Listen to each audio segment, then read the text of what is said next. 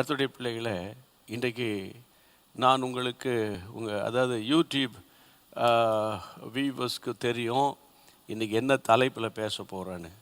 சரியா? டெலிவிஷன் வியூவர்ஸ்க்கு ஒருவேளை தெரியாமல் இருக்கலாம். அதனால் அதை தேவன் விரும்புகிறது என்ன. அன்னைக்கு எஸ்தரை பார்த்து நீ விரும்புகிற ராஜாத்தியை நீ விரும்புகிறதை கேளுன்னு சொன்னா போல. அது மாதிரி உங்களுடைய விருப்பம் என்னன்னா பட்டியலே போடுவோம். நம்ம பட்டியலே போடுவோம். என்னைக்காவது ஆண்டவரே உங்களுடைய விருப்பம் என்ன, உங்களுடைய நோக்கம் என்ன என் மேலே, அதுதான் இன்றைக்கி ரொம்ப எனக்கு ஆரம்ப காலங்கள்லேருந்து நான் அப்படி ஃபோக்கஸ் பண்ணி தான் பழக்கப்பட்டிருக்கிறேன். என் விருப்பத்தை போய் சொல்கிறத விட எனக்கு அதை தாரோம், இதை தாரோம், இடத்தை தாரோம், அப்புறம் ஷர்ட்டை தாரோம், ஆண்டவரே பேண்ட்டை தாரோம், மோட்டார் சைக்கிளை தாரோம், இதை தாரோம், அதை தாரோன்னு நான் ரொம்ப அழுத்தம் கொடுத்து கேட்டதே கிடையாது. ஏன்னா எனக்கு இன்னது தேவை என்பதை அவர் அறிந்திருக்கிறார். ஆமேன். இப்போ நைட்டில் போய் என்ன சாப்பிடணும்னு எனக்கு தெரியாது, பாருங்கள், தெரியாது. ஆனால் எதாகிலும் ஒரு கர்த்தர் வைத்திருக்கிறார், உணவு உண்டு. அதுதான் நம்முடைய விசுவாசம். சரியா? அதனால் கர்த்தர் நடத்துவார், கர்த்தரால் கூடாதது ஒன்றுமில்லை. ஆகவே தேவனே, நீர் விரும்புகிறது என்ன, நீர் வெறுக்கிறது என்ன? அதான் ஆண்டவர் விரும்பாததை வெறுக்கிறார்னு அர்த்தம். அதுதான் அர்த்தம். உதாரணமாக சங்கீதம் 5ஆம் சங்கீதத்தில் 4ஆம் வசனத்தை நீங்கள் பெறட்டுங்க. பைபிள் நோட்டு பெண்ணெல்லாம் வச்சுருப்பீங்கள, விட்டுட்டிங்களான்னு தெரில. சரியா? அதாவது சங்கீதம் 5:4 நம்ம என்ன வாசிக்கிறோம்? நீர் துன்மார்க்கத்தில் பிரியப்படுகிற தேவன் அல்ல. நீர் துன்மார்க்கத்தில் பிரியப்படுகிற தேவன் அல்ல. தீமை உம்மிடத்தில் சேர்வதில்லை. ஆண்டவர் பக்கம் தீமை ஆண்டவர் பக்கத்திலே வர முடியாது. ஆண்டவரே, நீர் துன்மார்க்கத்தில் பிரியப்படுகிற தேவன் அல்ல. துன்மார்க்கத்தில் அல்லது துன்மார்க்கரையும் ஆண்டவருக்கு பிரியம் கிடையாது, துன்மார்க்கமும் ஆண்டவருக்கு பிரியம் கிடையாது. அப்போது கர்த்தருடைய பிள்ளைகளை, நான் 2 நாளைக்கு முன்னால் கூட துன்மார்க்கத்தை பற்றி சில வசனங்களை சொல்லி கொஞ்ச நேரம் ஜெபம் நடத்தினேன். அது அநேக தாய்மார்களுக்கும் குடும்பத்துக்கும் அது ஆறுதலாகவும் பலனாகவும் இருந்ததை அறிந்து கர்த்தரை ஸ்தோத்தரிக்கிறேன். ஆண்டவர் கொடுக்கிற அந்த தாட் அல்லது கர்த்தர் கொடுக்கிற வார்த்தையை பிடித்து அதன் அடிப்படையில் தெய்வ வசனங்களை பைபிள்லேருந்து கண்டுபிடிச்சு உட்கார்ந்து யோசித்து அந்த வசனங்களை அந்த தேவனுடைய ஆலோசனையாக நான் உங்களுக்கு கொண்டு வருவது தான் நம்முடைய கடந்த கால காரியங்கள். 7:34 ஆகிறது. 8 மணி வரைக்கும் நம்ம பேசுவோம். தொடர்ந்து நாளைக்கு நம்ம பேசலாம். சரியா? அப்போது தேவனுடைய பிள்ளைகளே, துன்மார்க்கமான ஜீவியம் பாருங்கள். ஒரு தாய் ஒரு குறிப்பிட்ட ஊர்லேருந்து ஏற்கனவே ஒரு முறை கண்ணீரோடு கூட அழுது அழுது அழுது அழுது ஒரு வாய்ஸ் மெசேஜ் அனுப்புனாங்க. என் பையனை ஃபோன் பெல் அடிக்குது, எடுக்க மாட்டேங்க, எங்கே இருக்கான்னு தெரியல, அவன் என்ன பண்ணான்னு தெரியல, அவன் உயிரோடு இருக்கானான்னு தெரியல.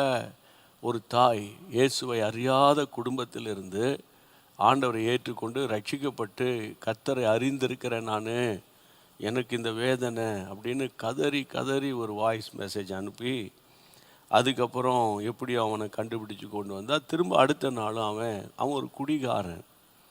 அவன் போயிட்டான், எங்கே கிடக்கிறான்னு தெரியல. நேற்று நைட்டில் அந்த செய்தி திரும்ப அவன் அப்படி பாடுபடுத்துகிறான். ஒரு குடிகாரன் ஒரு வீட்டில் இருந்தால் அந்த வீடு எவ்வளவு அலசடிப்படும், அந்த வீடு எவ்வளவு நரக வேதனையாக இருக்கும் என்பதை நான் அறிந்திருக்கிறேன். பிரியமானவர்களே, அது ஒரு எவ்வளோ பெரிய கொடிய துன்மார்க்கமான ஒரு ஜீவியம். அந்த ஆத்துமாவுக்காக அந்த தாய் எவ்வளோ கதறி கொண்டு இருக்கிறாங்க பாருங்கள். அப்போது கர்த்தருடைய பிள்ளைகளே, இந்த நாட்களில் நம்ம இந்த துன்மார்க்கமான ஜீவியத்தை குறித்து பைபிள் என்ன சொல்லுது என்பதை குறித்த ஒரு புரிதல், ஒரு புரிந்துணர்வு இருக்கணும். ஒருவேளை நாங்களும் அப்படி கிடையாது. என் 2 பிள்ளைகளை கல்யாணம் பண்ணி கொடுத்துட்டேன், ஏன்னா 3 பிள்ளைகளை கல்யாணம் பண்ணி கொடுத்துட்டேன். They're all okay, we are also okay, நானும் என் ஒய்ஃபும் நல்லா இருக்கிறோம் அப்படின்னு நீங்கள் இந்த சஃபிஸ்டிகேட்டட் லைஃப்பில் கம்ஃபர்ட் ஜோனில் இருக்கிறதுக்காக தோத்திரம் பண்ணிவிட்டு இப்போ நான் சொல்ல போகிற காரியங்களுக்காக நீங்கள் ஜெபிக்க பழகணும். எவ்வளோ கால் தான் நம்ம ஒரு வட்டத்தை போட்டுட்டு ஆண்டவரே நான் ப்ராஸ்பரிட்டியை விசுவாசிக்கிறேன், கிரேஸை விசுவாசிக்கிறேன், நான் தான் விசுவாசிக்கிறேன், நானும் ப்ராஸ்பரிட்டி தான் விசுவாசிக்கிறேன். ஆமாம், கர்த்தருடைய பிள்ளைகளை அதுக்குன்னு குடு கிடு அதை கொடு இதை கொடு இதை கொடு அதை கொடுன்னா நம்ம சொல்கிறோம். இருதயத்தை கொடுறா. ஆமாம், அவர் எல்லாத்தையும் கொடுப்பாரு. ஆமென். கர்த்தருக்கு மகிமை உண்டாகட்டும். என் அன்பு தேவனுடைய பிள்ளைகளே, பைபிளில் பாருங்கள், இந்த துன்மார்க்கிற ஜீவியத்தை குறித்து இன்றைக்கி நான் 10ஆம் சங்கீதத்தில் படித்தேன். நீங்களும் படிச்சிருப்பீங்க. 10ஆம் சங்கீதம் சாம் 10 திருப்புங்களேன்.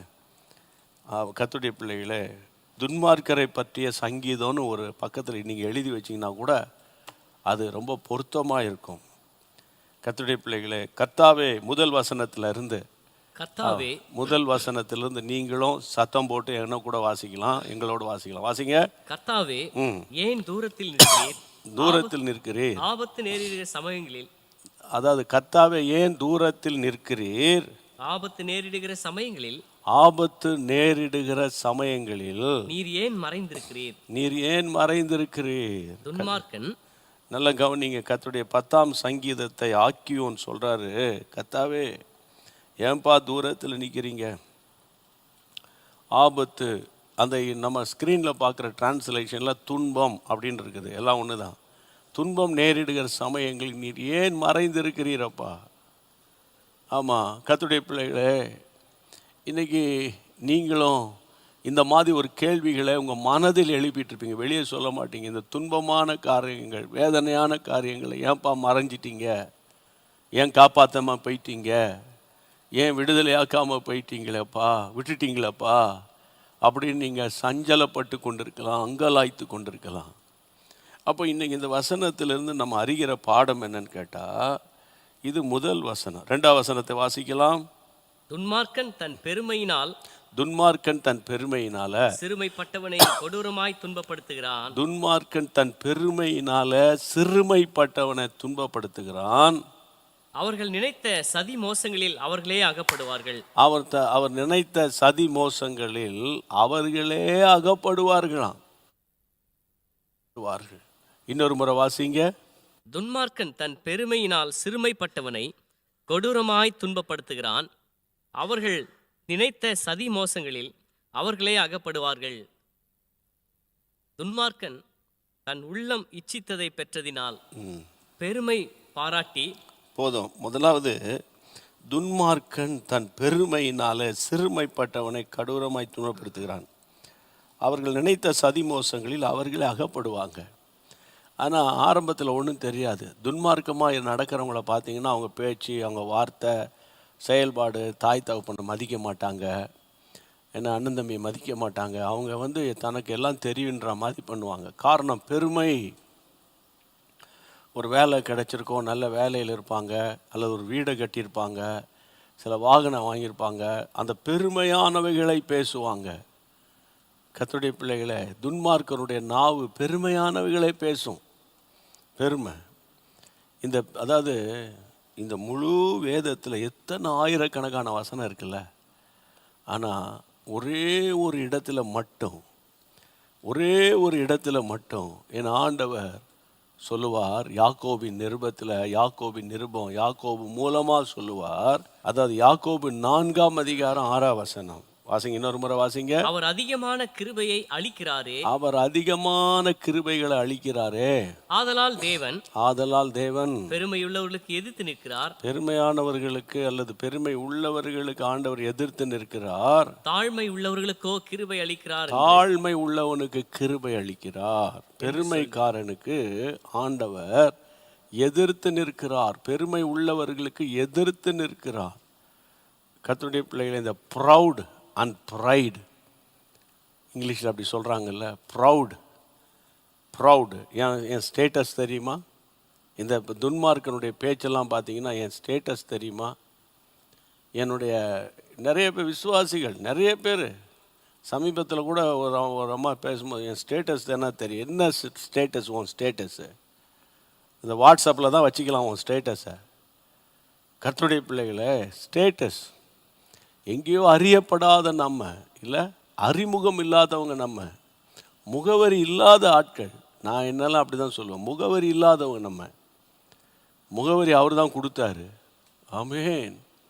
ஆண்டவருக்கு மகிமை உண்டாகட்டும். அப்போது இந்த பெருமை துன்மார்க்கனுடைய குவாலிட்டிஸ் என்னன்னா பெருமையா பேச்சு.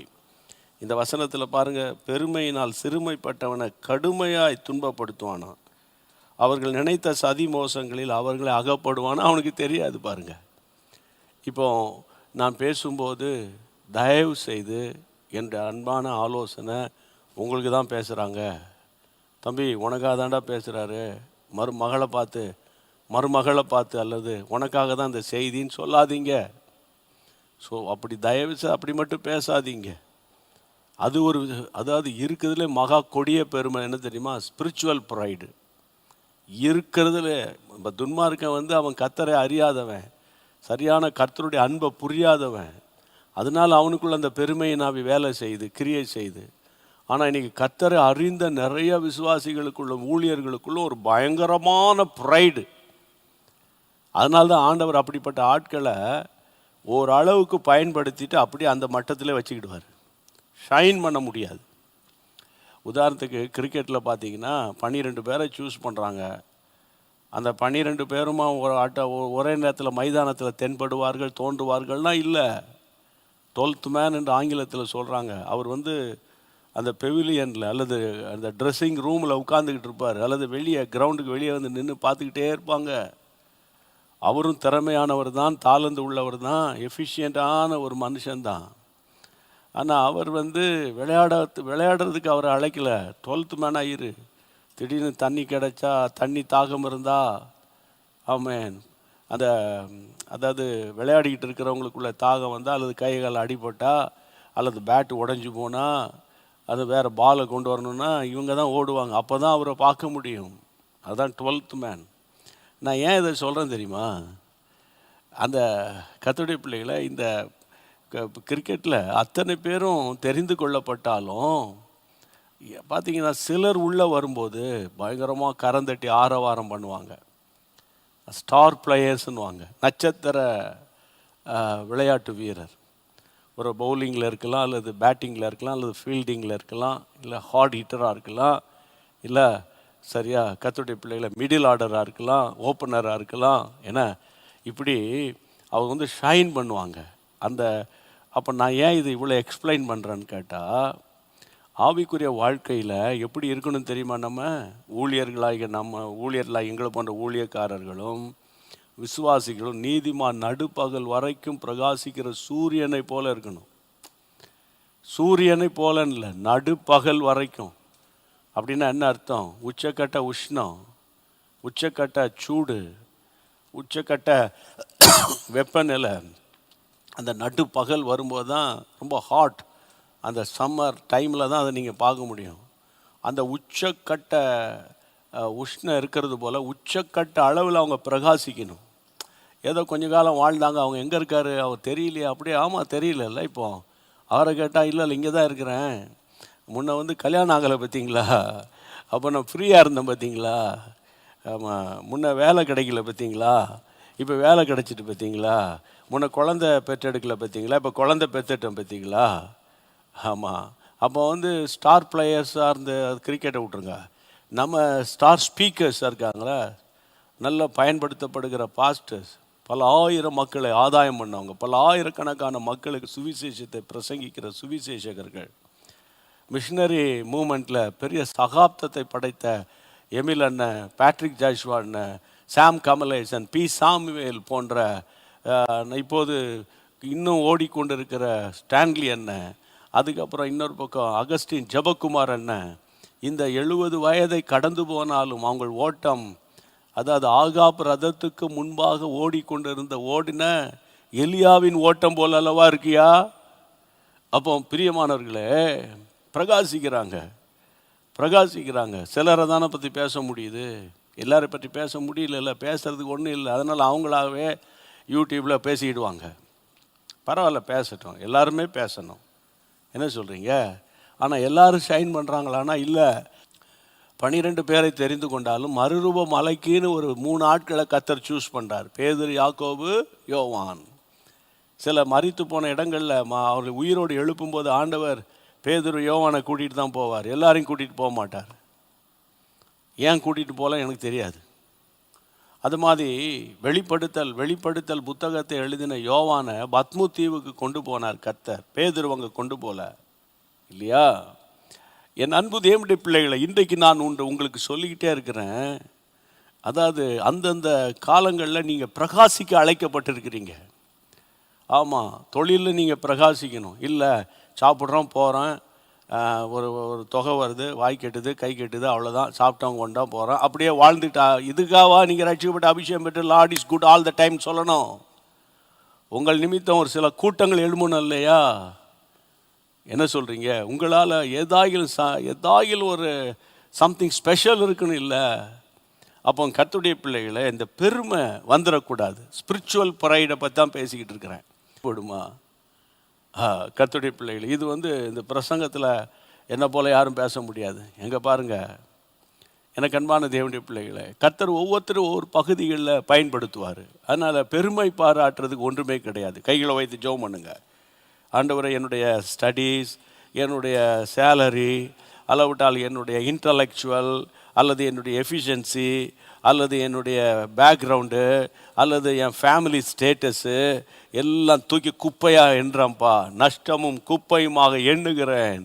ஆண்டவரே இந்த பெருமையின் ஆவி, துன்மார்க்கனுக்குள்ளே இருக்கிற பெருமையின் ஆவி எனக்குள்ளே ஒரு நாள் வந்துடக்கூடாதப்பா. பெருமை ஆண்டவரே, ஆவிக்குரிய பெருமை வந்துடக்கூடாது. நான் நல்லா ஜெபம் பண்ணுவேன், எனக்கு நல்ல வசனம் தெரியும், எனக்கு இந்த கிருபையெல்லாம் இருக்குது, நான் ப்ராஃபஸி பண்ணுவேன், தீர்க்க தரிசனம் உரைப்பேன் அல்லது பிசாசுகளை துரத்துவேன். இந்த மாதிரி காரியங்களை கர்த்தர் கொடுத்த உடனே பண ஆசை அல்லது பெருமையின் ஆவி, தங்களை அறியாத ஒரு மேட்டிமையான எண்ணம் ஏசப்பா எங்களுக்குள்ளே வரவே கூடாது. எங்கேயோ மூலையில் கிடந்த ஆண்டவர் மண்ணாக எண்ணப்பட்டு கொண்டு இருக்கிறவங்கப்பா, அப்பா உமக்கு தோத்திரம். மண்ணிலிருந்து எடுக்கப்பட்டோம், மண்ணுக்கு ஒரு நாள் திரும்புவோம். பெருமை பாராட்டுறதுக்கு ஒன்றுமே கிடையாது. எல்லாம் உங்க கிருபை. சொல்லுங்க, என் வீட்டுக்குள்ள எந்த துன்மார்க்கமான பெருமையின் ஆவி, அது துன்மார்க்கனுடைய ஆவி. பெருமையின் ஆவி என்பது துன்மார்க்கனுடைய ஆவி. அந்த துன்மார்க்கமான ஆவி என் வீட்டை விட்டு, என் சிந்தையை விட்டு, ஹல்லேலூயா, நான் இந்த சர்ச் மெம்பர், இந்த சர்ச்சில் எல்டரு, ஆமாம் நான் எனக்கு ஒரு பொசிஷன் இருக்குது அல்லது நான் ஒரு செக்ரட்டரி, நான் தான் திரும்ப செக்ரட்டரியாக இருப்பேன். பொல்லாத பெருமையின் ஆவியே, இயேசுவின் நாமத்தினால் எங்களை விட்டு வெளியே போ, என்னை விட்டு வெளியே போ. ஆண்டவர், இந்த புதன்கிழமை நாங்கள் பாரத்தோடு ஜெபிக்கிறோம், போராடி ஜெபிக்கிறோம். ஆண்டவரே, பெருமைக்காரனுக்கு மட்டும்தான் எதிர்த்து நிற்கிறீர். ஆண்டவரே நீர் விபச்சாரக்காரனுக்கும் கொலைக்காரனுக்கெல்லாம் எதிர்த்து நிற்கிறேன்னு சொல்லலப்பா. அவன் தன் பாவங்களை அறிக்கை பண்ணும்போது ஆண்டவரே அந்த பாவங்களை மன்னித்து ஆண்டவரே அவனுக்கு விலையேறப்பெற்ற ரட்சிப்பை கொடுக்கிற கர்த்தர் நீர் அல்லவா. ஆண்டவர், இப்பொழுதும் யார் என் கூட சேர்ந்து ஜெபிக்கிறார்களோ அவர்களுக்குள்ளே பலத்த விடுதலை உண்டாகட்டும். இயேசுவின் நாமத்தில் ஜெபிக்கிறோம் பிதாவே, ஆமென். பிள்ளைகளே, அதே 10ஆம் சங்கீதத்தில் இன்னொரு காரியத்தை பார்த்துட்டு இன்றைக்கி நம்ம முடிச்சிடுவோம். நாளைக்கு நீங்கள் நல்ல இந்த வசனங்களை படிக்கணும், சரியா? 10ஆம் அதிகாரத்தை படிச்சுட்டு வாங்க. அதான் சங்கீதம் 10, அந்த 10ஆம் சங்கீதத்தை நல்லா படிக்கணும். ஏன்னா வசனத்தில் தான் வல்லமை, வசனத்தில் தான் கிருபை, வசனத்தில் தான் எழுப்புதல், வசனத்தில் தான் ஆசீர்வாதம், சரியா? வசனத்துக்குள்ளே ஜீவன் இருக்குது, ஆமென், லைஃப் இருக்குது, வசனத்துக்குள்ளே உயிர் இருக்குது. அதனால் கர்த்தருடைய பிள்ளைகளே, ஆவியானவர் நமக்கு பகுத்து போதிப்பார். சரி, இப்போ நீங்கள் வாசிக்க வேண்டிய வசனம், அதாவது 10ஆம் சங்கீதத்தின் 3ஆம் வசனம். துன்மார்க்கன் தன் உள்ளம் இச்சித்ததை பெற்றதினால் பெருமை பாராட்டி, உள்ளம் இச்சித்ததை பெற்றதினால பெருமை பாராட்டி, பொருளை அபகரித்து தன்னைத்தானே போற்றி கர்த்தரை அசட்டை பண்ணுகிறான். ஆமாம், நான் செஞ்ச ஒருத்தரும் கண்டுபிடிக்க முடியாது. நான் என்ன விரும்புகிறேன்னோ அது வந்துடும். எனக்கு இவ்வளோ ரூபா வேணும்னு சொல்லி நான் லஞ்சம் வாங்குறதுக்கு பிளான் பண்ணேன்னா நான் வாங்கிடுவேன். என்னை யாராலும் கண்டுபிடிக்க முடியாத அளவுக்கு நான் லஞ்சம் வாங்குவேன். என்னை யாராலும் அக்யூஸ் பண்ணவே முடியாது. அவ்வளோ ஒரு பிரில்லியண்ட்டான ஒரு மைண்ட் என்கிட்ட இருக்குது அப்படின்னு மற்றவங்க சொல்ல வேணாம், அவரே சொல்லுவார் அவரை பற்றி. அதான் பெருமைக்காரனுடைய வார்த்தை. இங்கே பாருங்கள், துன்மார்க்கன் தன் உள்ளம் இச்சித்ததை பெற்றதினால பெருமை பாராட்டுவானான். தன் உள்ளம் இச்சித்ததை, தன் உள்ளம் விரும்பினதை அப்படின்னு இல்லை, தன் உள்ளம் இச்சித்ததை. தன் உள்ளம் இச்சித்ததை, இங்கிலீஷில் ஹார்ட் டிசையர் அப்படின்னு போட்டிருக்குது, ஆனால் தமிழில் இச்சித்ததைன்னு போட்டிருக்கு. அதாவது கர்த்தருடைய பிள்ளை நான் உள்ளத்தின் இச்சையில் பெருமை பாராட்டுகிறான் அப்படின்னு. இப்போ இந்த தமிழ் டிரான்ஸ்லேஷனில் பாருங்கள், தன் உள்ளத்தின் இச்சையில் அவன் பெருமை பாராட்டுகிறான். அதாவது ஒரு பொருட்கள் மேலே இச்சை, பணத்தின் மேலே இச்சை, சரியா? சில அரசு அதிகாரிகள் நிலத்தை தெய்வத்துக்கு பயம் இல்லாமல், மனுஷன் பயம் இல்லாமல், அரசாங்கத்துக்கு பயப்படாமல் திருடுவாங்க. இல்லை, ஒரு காலத்தில் அவங்க வழக்கு மன்றத்தில் நிற்க வேண்டிய சூழ்நிலையெல்லாம் நம்ம பார்க்குறோம். இன்றைக்கி நான் என்ன உங்களோடு கூட பேசுகிறேன்னு கேட்டால், உள்ளம் இச்சித்ததை பெற்றதுனால பெருமை பாராட்டானா, பொருளை அபகரித்ததுனால தன்னைத்தானே போற்றுவான். தன்னைத்தான் போற்றுவான். பொருளை அபகரித்ததுனால அவன் நல்ல கவனிங்க, அந்த வசனத்தில் நம்ம பைபிளில் பாருங்கள், வசனம் சொல்லுகிறது தன்னைத்தான் போற்றி. அப்படின்னா என்னென்னா, அவனை யாரும் துன்மார்க்கனை போய் யாராவது பாராட்டுவாங்களா? ஆனால் அவனே தன்னை போற்றிக்கிடுவான். நான் யார் தெரியுமா? நான் இப்போ நான் நினச்சா என்ன பண்ணுவேன் தெரியுமா? எனக்கு என்ன பவர் இருக்குது தெரியுமா? இப்போ ஃபோன் பண்ணி இவர்கிட்ட பேச முடியும் தெரியுமா அப்படின்னு சில ஆட்கள் பேசும். அருவருப்பாக இருக்கும், கேட்கவே அருவருப்பாக இருக்கும். அது துன்மார்க்கமான காரியம். துன்மார்க்கம் எப்படிப்பட்டவங்கிறது தான் இன்றைக்கி நான் உங்களோட பேசிகிட்டு இருக்கிறேன். அப்போ இந்த வசனத்தில் அதாவது பெருமை பாராட்ட மட்டுமில்லை, பொருளை அபகரிக்கிறது, தன்னைத்தானே போற்றுகிறது. தன்னைத்தானே அந்த செல்ஃப் பூஸ்டிங். ஆமாம், செல்ஃப் பூஸ்டிங். தங்களை தாங்களே சிலர் தங்களை தாங்க பேருக்கு பக்கத்தில் இதை போட்டுக்கிடுவாங்க. பேருக்கு பக்கத்தில் போட உண்மையாக பட்டம் வாங்கினா போட மாட்டான்.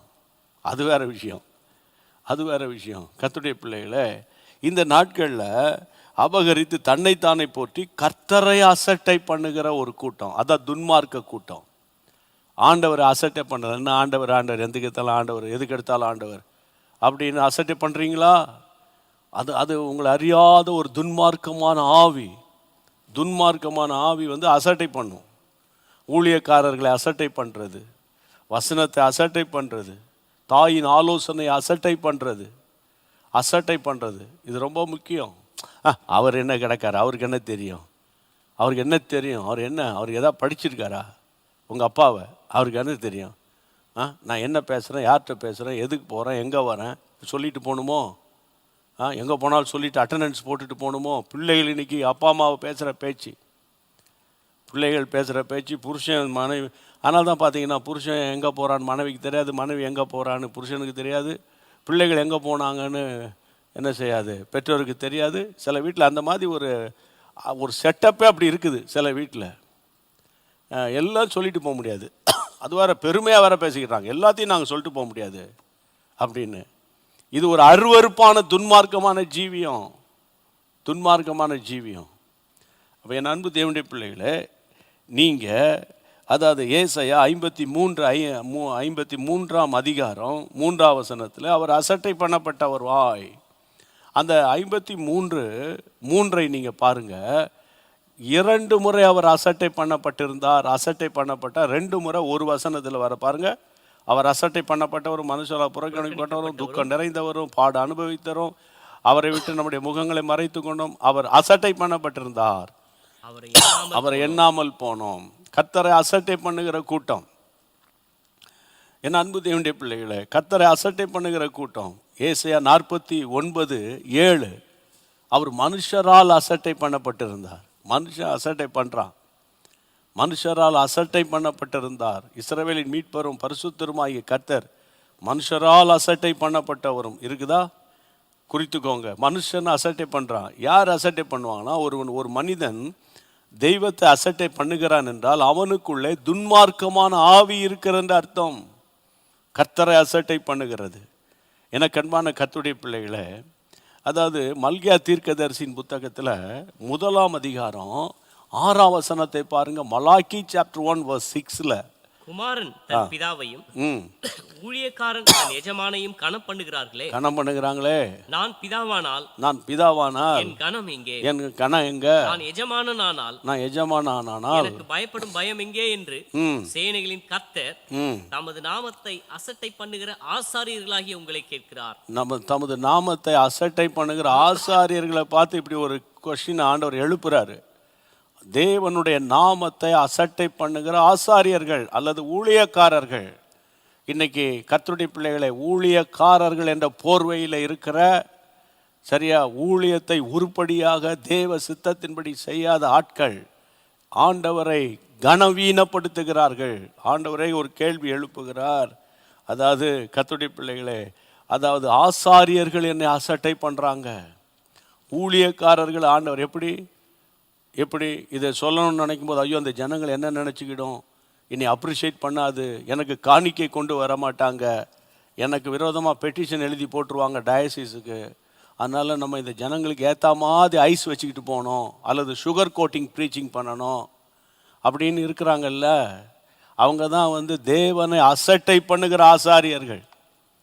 ஆமாம், சில டயசிஸில் லே செக்ரட்டரி தான் பவர்ஃபுல் போஸ்ட்டு, சில மாவட்டங்களில் இருக்கிற சிஎஸ்ஐயில். அப்போ அந்த லே செக்ரட்டரி கையை காலை பிடிச்சி திரிவாங்க, சுற்றிட்டு ஐயா ஐயா ஐயான்னு. புரியுதா உங்களுக்கு? அவங்க வாசலில் போய் 7 மணிக்கே காத்து கிடப்பாங்க. என்னைக்கு நீ ரட்சிக்கப்பட்டு அபிஷேகம் பண்ணப்பட்டு அங்கேயே மாட்டி விட்டு ஊழியக்காரனாக ஆண்டவர் தெரிந்து கொண்டாரோ, தேவனுடைய சமூகத்தில் விழுந்து கிடக்க வேண்டிய ஊழியக்காரர்கள் இன்றைக்கு அரசியல் தலைவர்களுடைய கால்களில் போய் கிடக்க வேண்டிய அவல நிலைமை. காரணம், ஆண்டவர் அசட்டை பண்ணுகிற கூட்டம், துன்மார்க்கமான ஜீவியம் அதற்கு பெயர். பைபிளில் சொல்லுது. இதை யார் தான் பேசுறது? நம்ம. ஆமாம், விலையேற பெற்ற இரத்தத்தால் விலைக்கிரயம் செலுத்தி சிந்தப்பட்ட சபை. ஆமாம், விலைக்கிரயம் கொடுத்து சம்பாதித்த சபைன்னு பைபிள் சொல்லுது. எந்த ஒரு மனுஷனுக்கும், எந்த ஒரு பிஷப்புக்கும், எந்த வித மாடரேட்டருக்கும் அதிகாரம் கிடையாது சபையில். ஆனால் இன்றைக்கி என்ன நடக்குது பிரியமானவர்களே? விசுவாசிகள் பாவம், நல்லா ஜெபிக்கிறவங்க, தாங்கிறவங்க, கொடுக்கிறவங்க இல்லையா, அவ்வளோ தாகத்தோடு இருக்கிற மக்கள். அப்போ இன்றைக்கி நான் என்ன சொல்கிறேன்னு கேட்டால், அசட்டை பண்ணுகிற கூட்டம். கிறிஸ்துவை அசட்டை பண்ணினார்கள், ஊழியர்கள் அசட்டை பண்ணுறாங்க, மனுஷர்கள் அசட்டை பண்ணுறாங்க. ஏசாயா 5ஆம் அதிகாரம் 24ஆம் வசனத்தை பாருங்கள். ஏசாயா தீர்க்க நம்ம ஜெபம் பண்ணுறதுக்கு முன்னால் ஏசாயா கடைசி வசனம், ஏசாயா 5:24. இது நிமித்தம் அக்கினி சுவாலை வைக்கோலை பட்சிப்பது போல செத்தையானது நெருப்புக்கு இரையாகி எரிந்து போவது போலவும் அவர்கள் வேர் வாடி அவர்கள் துளிர் தூசியை போல பறந்து போகும். அவர்கள் சேனைகளின் கர்த்தருடைய வேதத்தை வெறுத்து இஸ்ரவேலில் உள்ள பரிசுத்தருடைய வசனத்தை அசட்டை பண்ணுகிற கூட்டம். இப்படிப்பட்ட, நான் சொன்னேன்ல, இந்த பட்டியல் போட்டேன்ல, கிறிஸ்துவை அசட்டை பண்ணுவாங்க, மனுஷர்கள் அசட்டை பண்ணுவாங்க, ஆசாரியர்களே ஊழியக்காரங்களே அசட்டை பண்ணுவாங்க. இப்படிப்பட்டவங்க வசனத்தை ரொம்ப ஈஸியாக அசட்டை பண்ணிடுவாங்க. வசனத்தை தங்களுக்காக எடுத்து பேசுவாங்க. காதுக்கு இனிய வார்த்தைகளை பேசுவாங்க.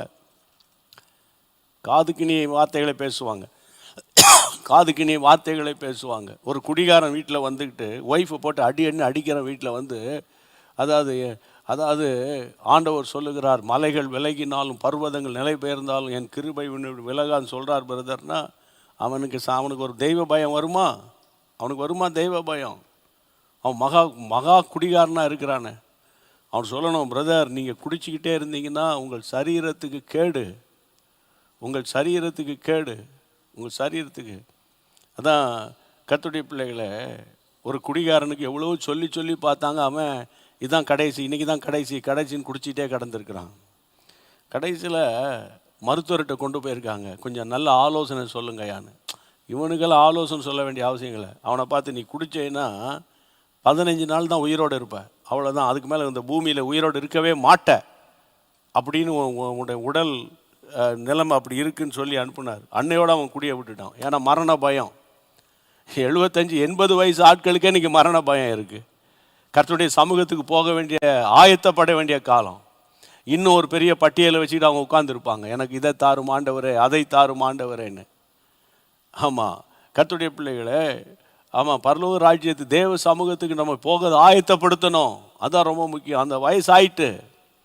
அப்போ இன்றைக்கி நான் என்ன சொல்கிறேன்னு கேட்டால், தேவனுடைய பிள்ளைகளே, இந்த கடைசி காலங்களில் இப்போ அசட்டை பண்ணுகிற ஒரு சுவாபம் துன்மார்க்கருடைய சுவாபம். மீதமுள்ள காரியங்களை நாளைக்கு நம்ம பார்க்கலாம். இப்போ எல்லாம் நம்ம ஜெபம் பண்ணுவோம். கண்களை மூடி தலைகளை தாழ்த்தி ஆண்டவர் நோக்கி கருத்தாக ஜெபம் பண்ணிடுவோம். ஆண்டவரே, இன்றைக்கு தேவன் விரும்புகிறது என்ன, தேவன் வெறுக்கிறது என்ன? ஆண்டவரே, துன்மார்க்கனுடைய கிரியைகளை நீர் வெறுக்கிறீர் என்பதற்கு ஆண்டவரே அவனுடைய பெருமை, அவன் இச்சை, ஆண்டவரே அவனுக்குள்ள கர்த்தரை அசட்டை பண்ணுகிற காரியம், இந்த 3 சுவாபங்களை குறித்து கர்த்தர் பேசின காரியங்களுக்காக என்னை தாழ்த்தி ஒப்பு கொடுக்கிறப்பா. இப்போது யார் யார் வீடுகளிலெல்லாம் இந்த சத்தம் கேட்டதோ, இது மனுஷ சத்தம் அல்ல, இது ஆண்டவருடைய சத்தம் என்கின்ற ஒரு உணர்வு இளம் தம்பி தங்கச்சிமார்களுக்கு முதலாவது வரட்டும். இரண்டாவது, ஆண்டவரை குடிகாரர்களுக்குள்ளே வரட்டும். கஞ்சா போதை, ஆண்டவரை கே லிஸ்பியன் போன்ற அசுத்தமான தொடர்புகள் இருக்கிற வேசித்தன விபச்சார ஆவிகளில் சிக்கி இருக்கிறவர்களுக்குள்ளே வரட்டும். இயேசுவே, ஒரு பெரிய விடுதலை உண்டாகட்டும். சமாதானத்தின் தேவனை, சுகத்தையும் ஆரோக்கியத்தையும் உம்முடைய பிள்ளைகளுக்கு கொடுத்து நீர் பாதுகாத்து கொள்ளும். ஜெபத்தை கேட்டபடியினால் ஆண்டவரே நாங்கள் உமக்கு நன்றி சொல்லுகிறோம், நன்றி சொல்லுகிறோம். எல்லா கைகளை உயர்த்தி நன்றி சொல்லுகிறோம், கைகளை உயர்த்தி நன்றி சொல்லுகிறோம். ஹாலே லூயா, ஹாலே லூயா. ஆண்டவரே, டெங்கு காய்ச்சலுக்கு விலக்குங்க, ஆண்டவரே ஆக்சிடென்ட்டுக்கு விலக்குங்க, கால் சறுக்கி விழாதபடி பாதுகாத்து கொள்ளுங்க. அந்த முதியவர்களை தாங்குங்கப்பா, கிருபைக்கு ஒப்பு கொடுக்கிற கர்த்தருடைய பிரசன்னம் கூட இருந்து நடத்தட்டும். இயேசுவின் நாமத்தில் ஜெபிக்கிறோம் பிதாவே, ஆமென். கர்த்தர் உதவி செய்வாராக. எல்லாம் சேர்ந்து சொல்லுவோம். என் ஆத்துமாவே கர்த்தரை ஸ்தோத்திரி, என் முழுவதுமே பரிசுத்த நாமத்தை ஸ்தோத்திரி. என் ஆத்துமாவே கர்த்தரை ஸ்தோத்திரி, கர்த்தர் செய்த சகல உபகாரங்களை மறவாதே. ஆமென்.